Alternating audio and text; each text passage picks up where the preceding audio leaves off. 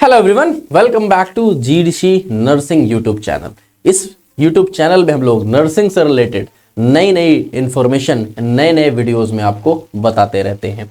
इसी में ही हम आज इस वीडियो में बात करने वाले हैं कि अगर आप एम्स से बीएससी नर्सिंग परस्यू करना चाहते हैं तो क्या क्या आपके लिए यहाँ पे इंपॉर्टेंट डेट्स हैं, रजिस्ट्रेशन फीस क्या होती है, आपके एग्जामिनेशन सेंटर्स कौन से होते हैं, क्वालिफाइंग मार्क्स क्या है और स्टाइपेंड क्या है, ये सारी बातें हम यहाँ पे कवर करने वाले हैं।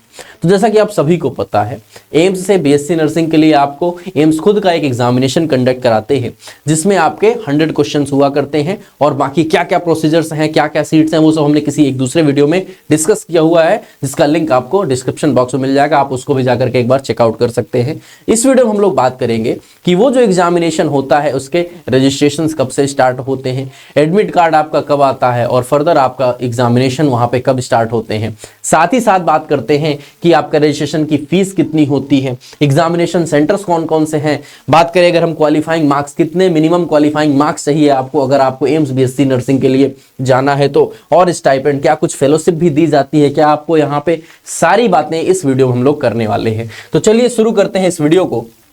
सबसे पहले हम बात करते हैं इंपॉर्टेंट डेट्स को लेकर के।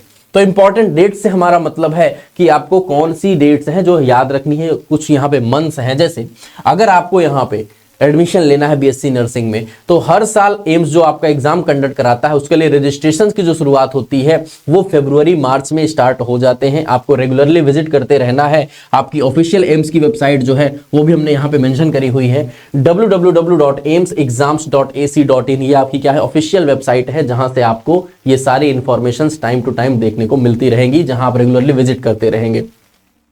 रजिस्ट्रेशन की बात करते हैं हम तो फरवरी और मार्च के आसपास में आपके इसके रजिस्ट्रेशंस की शुरुआत हो जाती है। मई में आपका एडमिट कार्ड आ जाते हैं और जून में आपको ये एग्जामिनेशन देखने को मिलता है जिसके थ्रू आपका फर्दर एडमिशन प्रोसेसेस शुरू हो जाते हैं बीएससी नर्सिंग के लिए। तो आपको इस एग्जाम को देना कंपलसरी है, मस्ट है, और इसको आप देने के बाद ही आप इस बीएससी नर्सिंग कोर्स को एम्स से परस्यू कर सकते हैं। नेक्स्ट बात करते हैं रजिस्ट्रेशन फीस को लेकर के। क्या रजिस्ट्रेशन फीस है, तो यहां अगर हम बात करते हैं जनरल अनरिजर्व्ड कैटेगरी या फिर अदर बैकवर्ड ओबीसी एनसीएल जो है, इनके लिए ये फीस जो रखी जाती है दैट इज 2000 रुपीज है। शेड्यूल्ड के जो एससी है इनके लिए आपका क्या है 1600 है, एसटी के लिए भी 1600 है, इकोनॉमिकली वीकर सेक्शन इनके लिए भी 1600 रुपीज का आपका ये रजिस्ट्रेशन फीस होती है, इस एग्जाम को फीस जो है।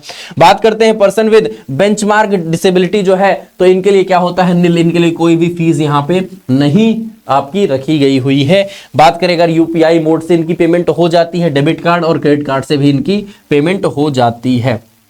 ये आपके नेट बैंकिंग, क्रेडिट कार्ड और डेबिट कार्ड के थ्रू इनका मोड ऑफ पेमेंट होता है। तो ये अपना रजिस्ट्रेशन फीस से रिलेटेड यहाँ पे बात हो गई। नेक्स्ट हम बात करते हैं अगर एग्जामिनेशन सेंटर्स की। तो देखो एग्जामिनेशन सेंटर्स की बात करते हैं तो टोटल एग्जाम सेंटर्स जो है बीएससी नर्सिंग के लिए यहाँ पे अगर हम बात करते हैं तो ये आपके रखे गए हुए हैं कहाँ पर।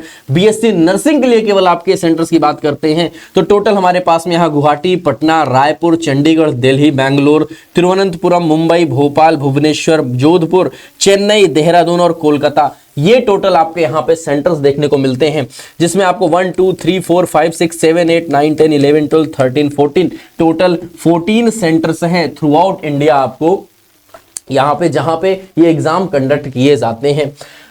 थोड़ी सी बात यहां पे याद रखनी है आपको कि बीएससी पैरामेडिकल्स और बीएससी पोस्ट बेसिक एग्जामिनेशंस जो होते हैं, जो आपका जीएनएम के बाद किए जाते हैं, उनके जो एग्जामिनेशंस होते हैं वो सिर्फ और सिर्फ दिल्ली एनसीआर रीजन में ही कंडक्ट किए जाते हैं। तो ये जो आपके 14 सेंटर्स हैं that are limited only for BSc nursing examinations. अगर आपको कोई पैरामेडिकल कोर्स करना है तो उनके लिए सेंटर सिर्फ और सिर्फ दिल्ली एनसीआर ही होता है, उनके लिए बाकी ये सेंटर्स पे नहीं होते हैं एग्जामिनेशंस।